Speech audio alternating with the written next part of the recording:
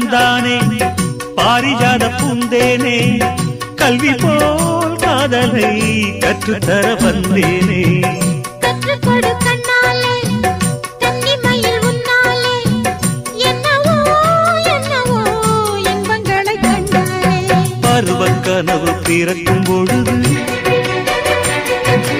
இறகு முளைத்து பறக்கும் மனது